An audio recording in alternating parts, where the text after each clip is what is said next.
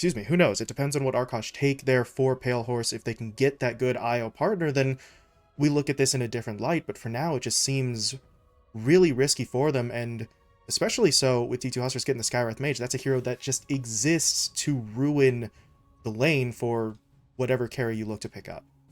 Yeah, and very simply, they double down with the IO. They're saying, okay, we can't really provide enough lockdown now. We're seeing with all of the 4 positions taken out that I guess we're going to go for this heal strat instead. It's going to be a little bit risky. And I think that's where D2 Hustlers, they're saying that you aren't the most dynamic. As soon as they see the IO picking up Silencer Sky, in most situations, you'd probably say that's a pretty weak duo, especially because you don't have, let's say, a Legion Commander to immediately pair with it. So you're not going to be making plays every minute. You do have those longer cooldowns you need to contend with. But I think D2 Hustlers, at least with the draft, they're just trying to match Arkosh's pace. And if they get it too far ahead of themselves, it could just be chains into Skywrath Mage ulti, and then suddenly you don't have either support on the Arkosh side. But again, that's where it is going to be imperative for Pale Horse to be on one of those steroid heroes. Honestly, if they could play it, I think a safe lane TA would look sick here, especially again, because Silencer Skywrath Mage aren't the strongest. They're very fragile supports. They really need this tide to be in front.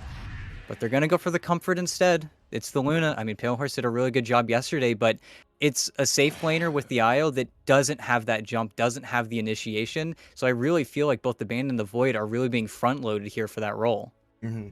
They're going to have to rely so much on the Void to get onto the backline, because the Luna, unless you're relocating onto the backline, doesn't really have the means to do so. So you've got damage, you've got a strong farming hero. That is certainly, as you mentioned, comfort.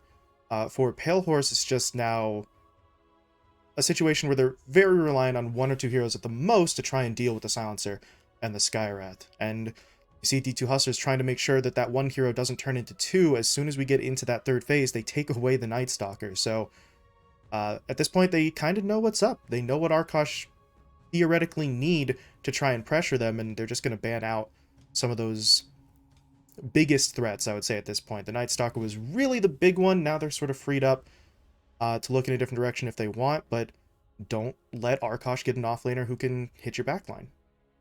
Yeah, and it's even feels a little bit worse because you look at the first bans in the entire game. Of course, you see the Brewmaster and the Batrider taken out, and Arkosh still have monkeys. Fantastic player, but you really are going to be able to zero in on that hero pool pretty consistently.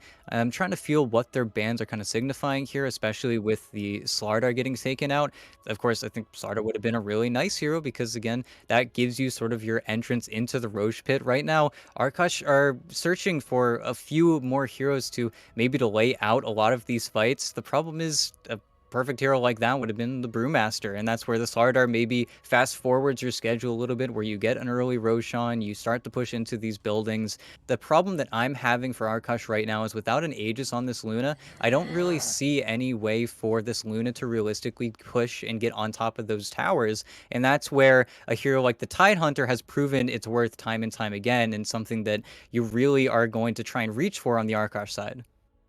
Yeah, they just have, really at this point, what feels like a lot of theoretical power, but then you have questions about how can they actually use it? How can they get on the back line? How can they push towers, take control of the map, as you said?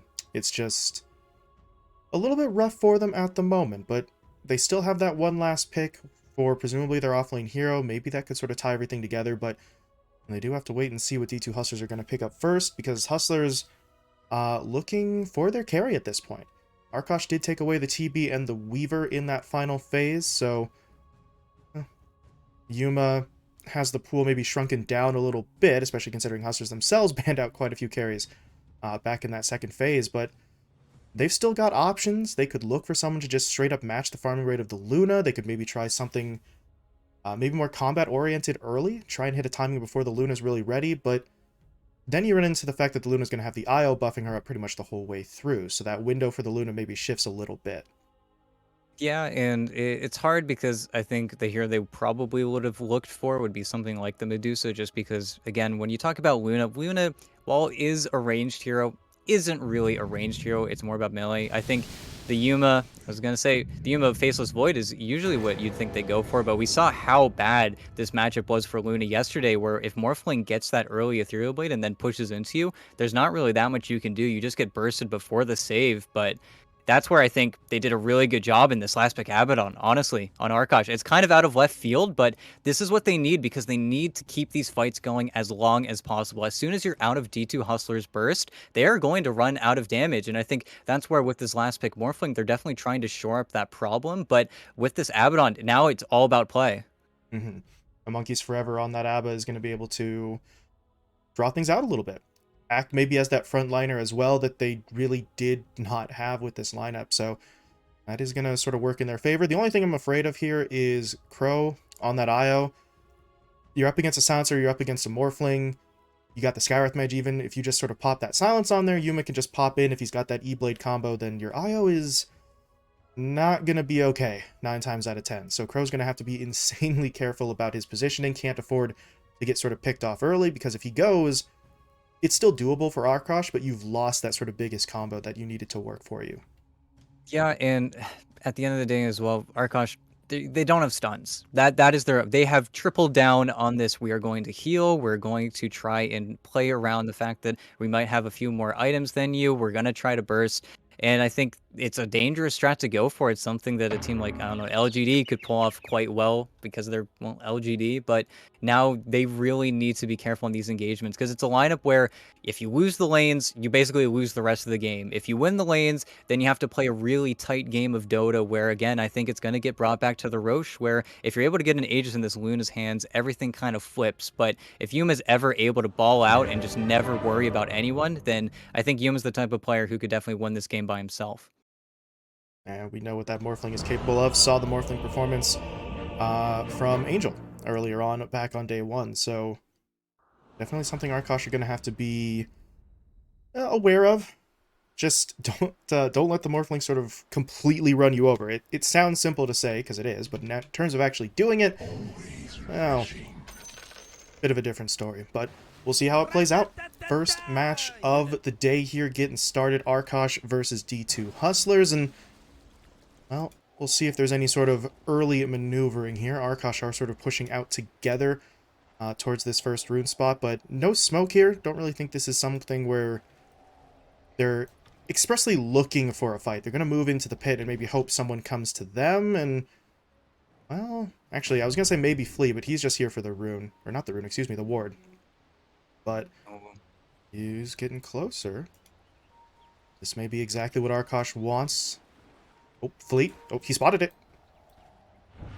Can he get away? Actually, wow, I say can he get away, but he's got boots first. Of course he can get away. He is so much faster than any of these heroes. He just walks out of there and, well, that's a bit unfortunate if you're Arkosh. You're still set up to try and fight for the bounty rune, but that was 5 heroes on a high ground looking for a kill that they're just not going to get.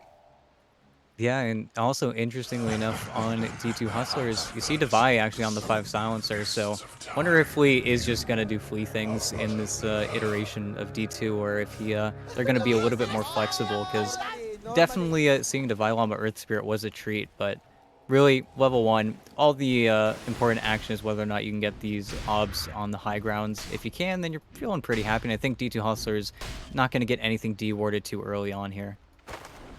Yeah, the wards, for the most part, should be safe. Maybe we'll see a sentry brought out or a support make a rotation, something along those lines, but not this early on. In the meantime, though, well, take a look at the side lanes here. Devi going to try to help out Yuma. He can be incredibly annoying here with the Arcane Curse, but up against this IO lane, that Arcane Curse is maybe a little less effective. The IO can just sit there, keep on healing his buddy, and the Curse's damage is obviously still going to be there, but most times it feels like it's not going to actually stick and be that significant long term. Yeah, the most important thing is if you can pull back the wave, there is that early level threat where Monkeys Forever is always going to be poking you with the Curse of Avernus, and I think that's where Devi just needs to keep this large camp blocked. As long as they can keep this Morphling near his own tower, it's really difficult for the Abaddon IO to ever get too aggressive, and once you hit level 3, 4 on the Morphling, then that danger really does cease, and you get to really ignore any aggression coming out. And this is... Excuse me, this is the thing I'm a little... I don't know if worried is the right word, but Monkeys and Crow, these two can't realistically do anything in this lane. I mean, they can farm, obviously. Monkeys is doing his best on that front, but if you're Yuma and Devi, you know like, what aggression can sort of come out of this duo. So, on the one hand, if Monkeys can farm and get levels, he is your offlaner. That is going to be insanely important for him in his build-up, but you know for a fact you're not going to slow Yuma. This Morphling is going to be sort of enabled from the earliest possible point in this game. Yeah, it's the interesting situation where when does Monkeys Forever turn into a hero and not just a body? When does he end up actually making his rotations? Because again, you aren't really on that S tier offlaner. There's a reason why we haven't seen this hero in quite a bit, and it's going to be interesting to see how he decides to play it. I can only imagine that sticking his face in the Ember Spirit's lane is where we're going to eventually see him end up, but for now, slowing down the Morphling as much as he can is his job. But again, that's where Devi's done such a good job of keeping that large camp control. Crow really hasn't made any moves to unblock that camp, so it is going to be free farm morph so far. Yeah, they really do need to get that camp under control, otherwise it's just going to be sort of more of the same down here in that bottom lane. Meanwhile, mid-esque, well, trying to push onto Canis Vulpus a little bit. This is always the interesting part with the spirit versus spirit sort of matchup. Very much sort of a skill-based scenario and very much a test of rune control, really. That might just come down to, or be the deciding factor in this lane, is who actually gets either control of the power runes or potentially a rotation here, as you do see Flea. He's kind of hanging out, but I think he's looking for the courier snipe rather than the kill, and he should be able to get it. One more hit, and oh, there we go. Takes down Canis Vulpus' courier. Doesn't even actually pull the creep wave aggro either, so that is pretty impressive. Speaking of impressive, Devi gonna get taken down in the bottom lane. They may not be able to go onto Yuma, but they were able to track down that very squishy silencer, so yeah, you lost your courier mid, but that's first blood going Arkosh's way. Yeah, and I think if they can't pull this camp and they're very aware of the large camp status, then they just decided to push in the lane as much as possible. And unless Yuma is purposefully dragging those creeps in, which he doesn't want to do because he wants to keep the lane into tower, you have this creep surplus, and then you get to go for the easy dive onto the very weak silencer. I think Devi was able to pick up his boots of speed, so he's going to be fine for now, but look at how aggressive they want to get onto Yuma, though. They really just want to march him back to the tower as much as they can. I said before, they weren't really going to be able to do a whole lot to Yuma, and technically speaking, I suppose that's still true. Kill potential there was incredibly low, but you don't necessarily have to kill him to try and slow him down, pushing him back as much as possible, and this is going to be the benefit of the core Abba. Once he starts getting those points up, sure, Yuma isn't in danger of being killed, but he doesn't really have the potential to just burst down the Abba himself, so stalemate is, I guess, technically considered a victory for the Arkosh side in that middle lane. And we'll see if there's any change, if there's any rotations here, because, oh my god, they're just going to go in. All right. They're looking for Devi Lama a second time, chasing him under the tower. Not entirely sure if they're going to be able to get this one, but with their creep wave here, it's soaking up a lot of those actual tower shots. Yuma is dropping a little bit low to that aphotic shield, so he's got to be careful, but now he'll waveform forward. It was a nice bit of damage, but Crow is just there to heal through all of it, popped the Tango onto himself to increase that healing rate, and oh, this duo's starting to get more aggressive. Devi, I don't know if you want to be there. He needs to get back as he is going to get hit up and taken down. Well, if it's just down to the right clicks, he was going to be okay, but that aphotic shield pops right in his face, and I sort of eating my words here. This duo is getting insanely aggressive. They're going to go in for Yuma. Yuma doesn't have a whole lot of mana, so the actual shifting here on the attributes is going to be important for him in terms of staying alive, but Monkeys, well, doesn't want to get quite that aggressive, diving the tower really by himself. Last word now onto him, never mind.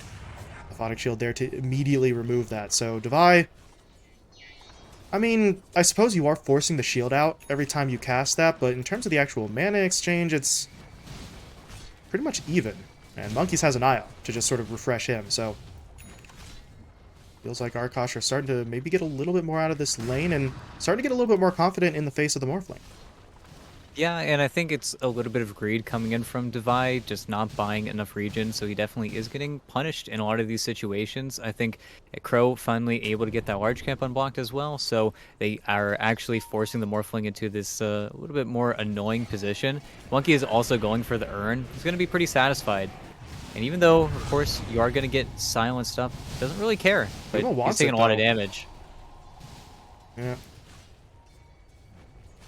A lot of burst potential there, but Crow was just sitting there waiting, holding onto those stick charges, so the good news is that you sort of take control of this camp back a little bit. That's going to count for something, but Just feels like the momentum in that lane is shifting. Meanwhile, momentum in the other lanes is honestly just kind of stagnant. Pale Horse is done with the top lane. He's rotated into the jungle now to start taking some of these stacked camps. So that is going to leave Gremlo to maybe pick up a little bit of experience here, and that is going to become incredibly important here for Arkosh. Gremlo, at the end of the day on this Bane, does still constitute a massive amount of the team's overall lockdown, so you need him to get those levels. You need that Fiend's Grip available as soon as possible.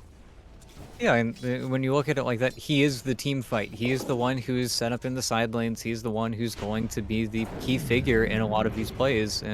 But mid, yeah. Is able to get away for now. Crow, nice TP in to try and heal him up. Esk still wants it though, and he may get it. 1 or 2 more hits will do it, but Crow just doesn't want to let his teammate die, continuing to dish out the healing. Another Sleight of Fist still won't be enough.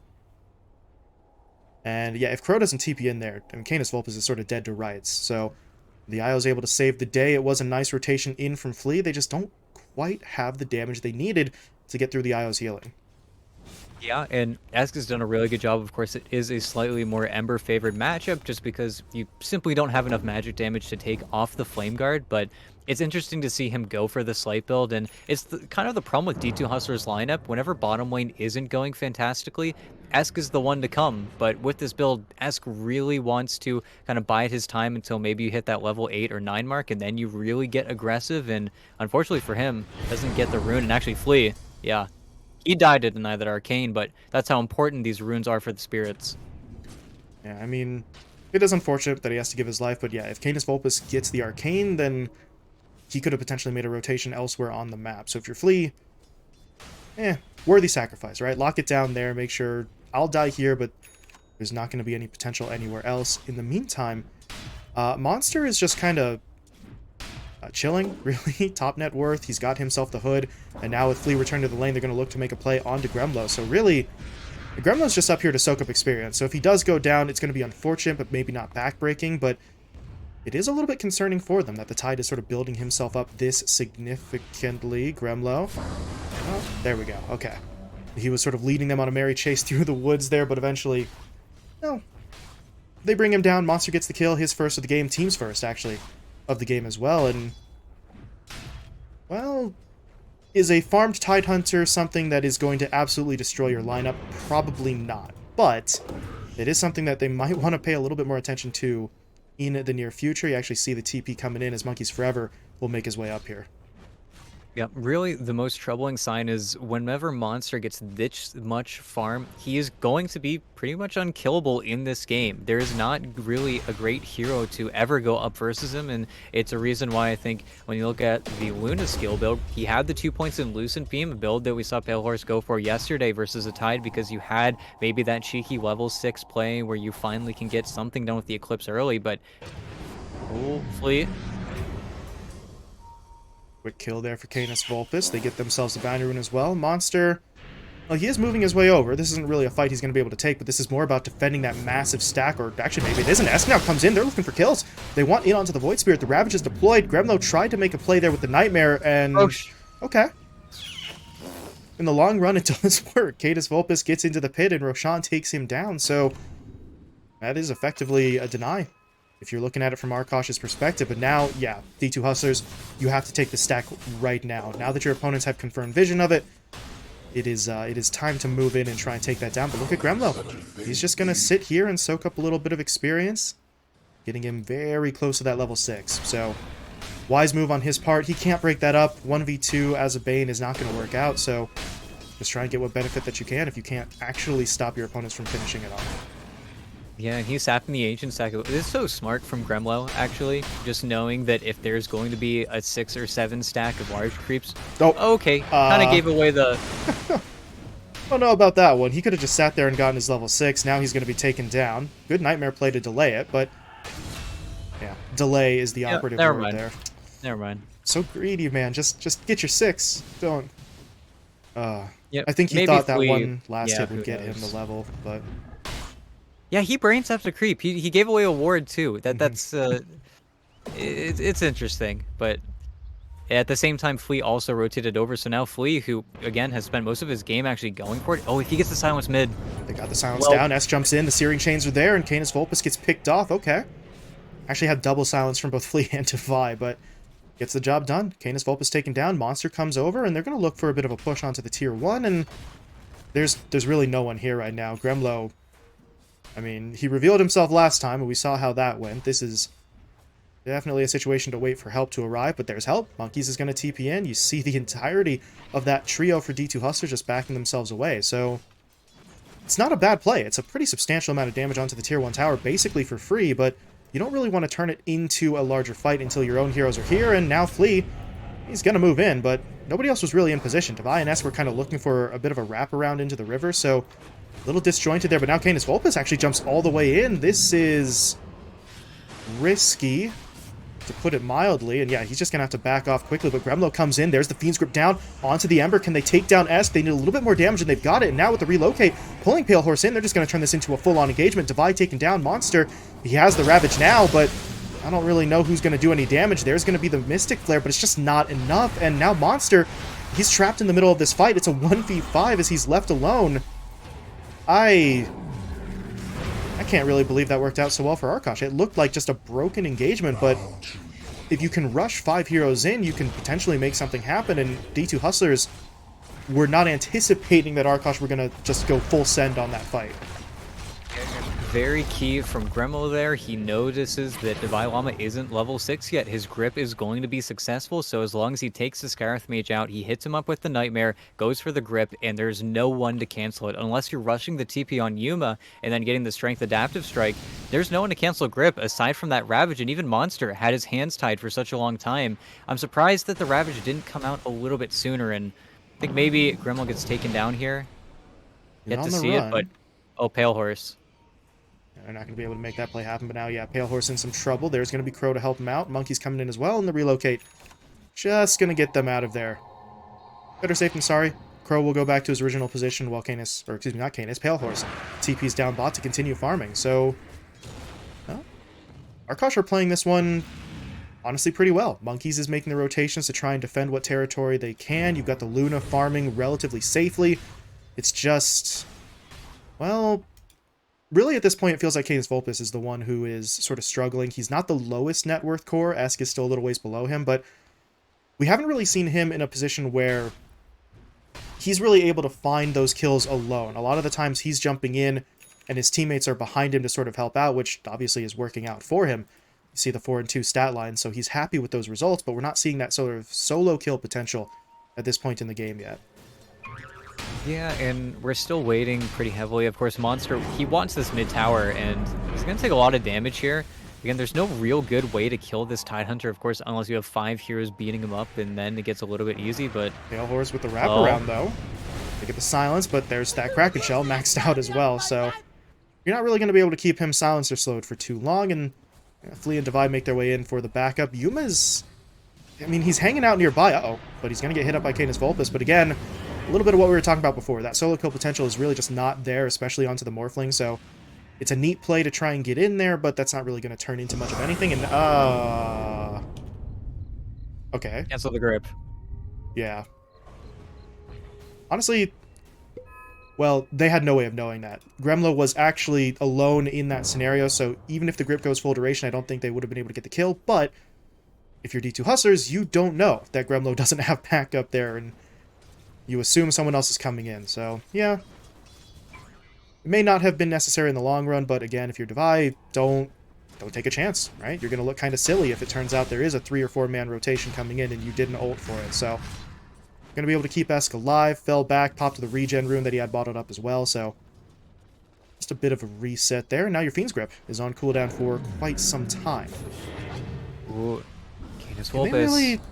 He's thinking about it. There's the Mystic Flare, but yeah, the Yule's perfect pickup there for the Void Spirit, just kind of shutting that down, and he'll jump away with the Astral Step. So you've got the silences, multiple silences, from the D2 Hustler side, but they need the stuns to keep that Yule Scepter sort of out of play, and as of right now, they don't really have it. So unfortunate that they can't find the kill, but meanwhile, look at Monster. You said earlier on, he really doesn't want this Tier 1 tower. He's not giving up on it, just continues to sort of patrol around that mid area as... Uh-oh, Gremlo gonna get himself jumped in on there. Silence comes through, Gush deployed, and Gremlo should be taken down. Monster gets the kill with the Anchor Smash, and this might lead into another push onto that Tier 1. You've got 4 heroes coming in. They're going to try to jump onto Monkeys.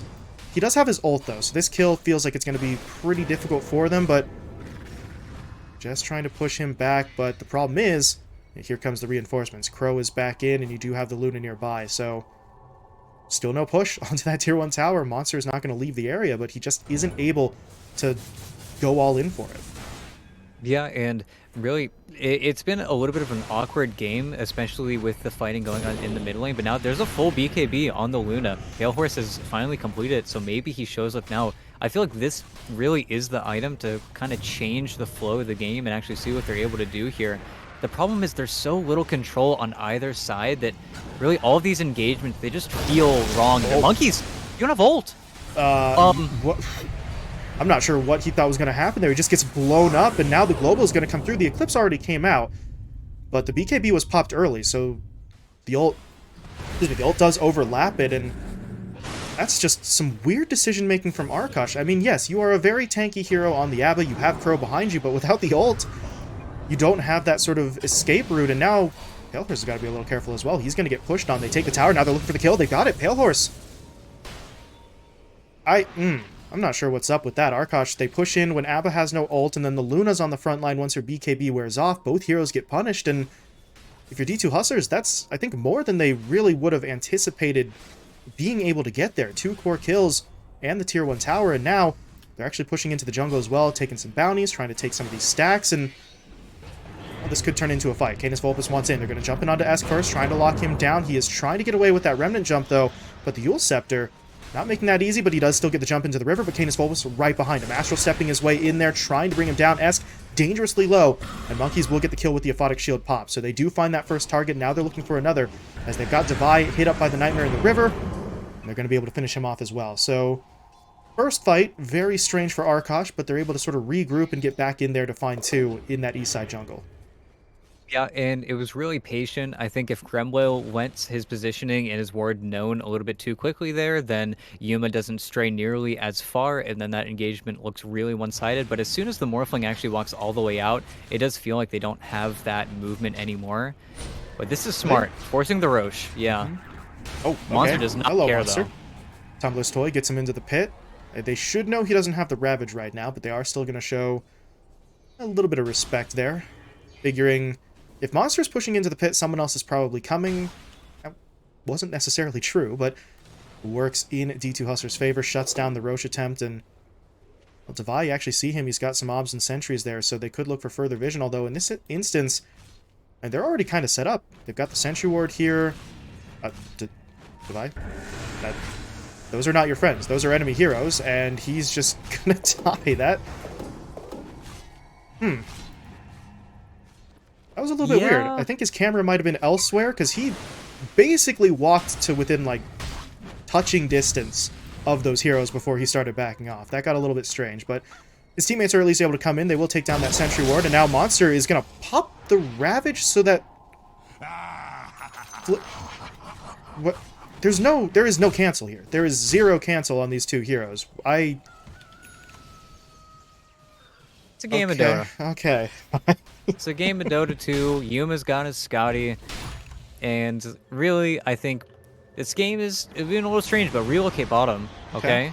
See, but here's the thing. Now Monster doesn't have the Ravage. Okay, they don't need it. They've got the Global instead. They'll take down Canis Vulpus. They're looking to push it onto Crow. Crow dropping low. Crow taking down. Monkeys trying to get away. Gremlo going in for that Fiend's Grip. That is a very sort of optimistic Fiend's Grip. It's almost immediately canceled. Gremlo will fall. And now Yuma morphed into the Bane to drop the Nightmare onto Monkeys to keep him locked in place until his teammates arrived, and that's going to make up for the weirdness we saw in that north side jungle. Ravage got used in an awkward spot, but Monster TP's bot, and they get 4 kills. Really, only survivor is Pale Horse because he wasn't even there in the first place. Yeah, and it's just really well timed. If the Void Spirit isn't just mashing the Dissimulate, then he's going to get globaled after he drops from his Eul Scepter, and he just wasn't ready for it. It was really well timed from Devi, and Pale Horse wasn't even in that engagement. I think the fight just got a little too far away from him, and really, I want to see Crow pair up more with the Luna. I think that Monkeys Forever is trying to get aggressive, and they're casting a lot of spells on him, but he should just be completely fine. Even dodge is not the last word there, so he doesn't take all too much damage, but Pale Horse is a real threat in this game. Now that he has the Crystalist, they can actually make that Roche play seem a little bit more convincing. The only problem is that Again, you need to find ways to create the issue. You need to find ways to get in the bottom. I think to encapsulate everything wrong happening at the bottom, there was a ward that scouted out everything, and Devi, man, he's just tanking it. He's completely okay with that. Yeah, that's what, a 4-man smoke that gets really a low value kill. And I think the best part there, if you're Devi, there's no D ward coming out. Gremlo doesn't have any wards. Crow is sitting on a sentry that he hasn't used yet. So you die there and they don't take out the wards. So they get full vision on this sort of further rotation to the bottom lane. And we'll see whether they choose to do anything about it. You have Esk TPing in. Gonna need a little bit more backup if he wants to make this happen, but the option is there. And now, well, they may need help. There is no help. Oh my goodness. Esk just blown up. Canis Vulpus locks him down, and Pale Horse committing the Eclipse for it. As they will get the kill, that's going to lead them into the tier 2 tower as well. But meanwhile, well, Hustlers are going to try to sneak Roche here. They're pushing their way into the pit. The Scotty's been finished off by Yuma, so they're going to try and get in here quickly. And if you're Arkosh, now you have to start asking some questions here. You're pushing the high ground, and you really have no confirmed vision on any of those D2 Hustlers heroes outside of Devi. But, well, it's already too late. Roche gets taken, and at this point, if you're Arkosh, you were getting so much damage onto the tier 3, you don't really want to back out anyway, but now they don't have a choice. Monster blinks in. Ravage will be deployed, connecting onto multiple heroes. The Bane, meanwhile, gets stunned up and hit by that Mystic Flare. So Gremlo's already out, and Pale Horse, he does not want to be here anymore. Looking for the BKB TP. He will get away, but now Crow going to get silenced. Tethers back up in 5 seconds, but he's not going to get the opportunity, as Yuma will pick him off. Double kill for that Morphling monster. He was chasing monkeys a little bit further, but at this point, if he does actually catch up to him, he doesn't have any backup, so they'll have to let that one go. But your D2 Hustlers, that goes relatively well. You sneak Roshan, you get in there for the fight around that tier 3 tower, and said tower, I mean, it takes a beating, but it's still standing. Yeah, and maybe there with S going in bottom, I that could be the 0 to 0.1 activate Remnant. That could be the change that ends up killing him. Of course, there's no global either, so he really was just begging that he didn't get chain stunned into death with the grip and the Aether Remnant. But I think D2 Hustlers still had really, really good decision making there. You don't have your mid laner, so instead you get Roche. Like, you're always going to take that deal. And unfortunately for Arkosh, they just simply don't do enough damage. And Canis Jumped in on. you're gonna chase him. And they catch up. Still a couple of Fire Remnants for S, because he is going to push his way forward. They get the Searing Chains down again, and, well, Canis will be taken down. And even if he got away from that part, you did see Yuma sort of making his way down as well. So I don't think they were going to get themselves out of that one. Speaking of getting out, Flea, well, yeah, no getting out of that one. Pale Horse is able to find the kill. Crow relocated them in, but they may want to shift their focus a little bit towards that bottom lane. Yuma did draw the line there, straight up that bottom lane just a moment or two ago, and he's got 4 heroes in the area. They would just need to wait for their creeps, but, well, shifting away from it a little bit. Now going to pop that smoke. 4-man maneuver here. Look at those items coming in. Silver Edge for the Luna, but you've got Devi with the Force Staff. Monster just picked up a Halberd, so, well, that Luna's BKB now suddenly becomes infinitely more important. You need to be able to hold it, because if the Luna gets disarmed, outside of the Eclipse, she really doesn't do all that much damage, as they are going to try and track her down. Meanwhile, for to the south, Gremlo is going to be basically left behind. So if you're Arkosh, that's unfortunate. You have to lose a hero, but you get Pale Horse out of there. That's going to be the most important thing, and the BKB did not need to be used. Yeah, they forced everyone out of bottom. You get that pressure coming in. I think if Pale Horse gets caught there, then things definitely get a little bit dicier. But even now, Pale Horse actually was able to finish up that Silver Edge. And when you talk about Tidehunter being in the meta, you do immediately think of those breaks, specifically coming from the Viper or the PA. But, oh, Monster, he's broken. They need to change some. Oh, there's no. The Ravage, though, into the global. Pale Horse already dead. Crow dropping low, finished off. Monkeys now. He's got his ult, but that's only going to delay this. He needs to try and get back as fast as he possibly can, but they're just right on his tail. They get the slow there from the concussive shot. Yuma waveforms forward, and Monkeys will be taken down. Yuma gets all 3 kills. And initially, yeah, that looked good. Monster walks into a bit of a 1v3 scenario. They get the breakdown onto him, but they needed a silence. They needed a stun. They needed some way to prevent that Ravage from coming out, because once it's deployed, that's just really game-breaking. Yeah, it just feels like Arkosh aren't entirely on the same page. During that entire time, Void Spirit's pushing in bottom, kind of doing his own thing, trying to work towards some of these bigger items, but it's not like we're seeing an Ags in the pipeline. He's going for this Kai Assange just to kind of alleviate the pressure, because right now it does feel like they have a damage problem, because again, they have this offlane Abba, and unfortunately, if they can't buff up this Luna to the point where she can actually kill everyone on D2 Hustlers, it is going to feel like all of that healing just goes to waste, because you saw how quickly they die in that Ravage. With this Scotty up on Yuma, no less, everyone is just not being able to approach any fight. Look at that. Monkey's just lost half his HP in a few seconds. He does have the ult back up, but this is not the way that you really want to have to use that ult. But he is pushing. Look at this man go, just marching forward. The problem is, yeah, Crow. Backline. We talked about him having to watch his positioning. Pale Horse, he's just going to lose this. The 1v1 doesn't go his way. Yuma's an absolute monster, and he's just going to tear through everything that moves. As they find themselves a third kill, it's a triple there. He's looking for the Ultra. Okay, Monster going to be able to steal that one away, and that's GG. Arkosh, they went all in on one last desperation play, and it does not work. It's a nice maneuver from Monkeys. It's just, I mean, they basically forget that the Morphling exists, and he just jumps in on the back line and destroys everything. Yeah, and I'll be honest, I think that they really just overlooked this Morphling pick. We already saw it do so well whenever Angel had it up versus RDO, and I think it was good for the exact same reasons. It's just impossible once this Morphling gets BKB, gets Scotty, for the Luna to ever approach into these engagements, and I think it just ended up being way too good of a Morphling game. Not to mention that even though this Ember Spirit was first phased, it really felt like there was no opponent for him. Like, after we got maybe one or two kind of messy deaths from him from the grip, or even good plays from Gremlo keeping the supports who were still under-leveled down for just that slight timing.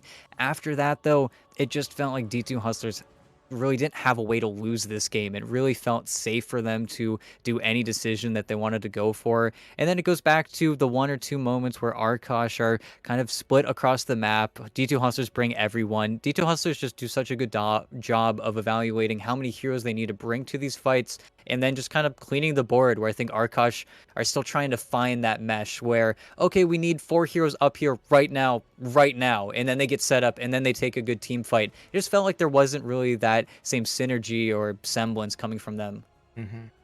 Just everything we said Arkosh needed to do really didn't happen. We said Crow and Gremlo had to watch their positioning. We saw in those last couple of fights that doesn't go down.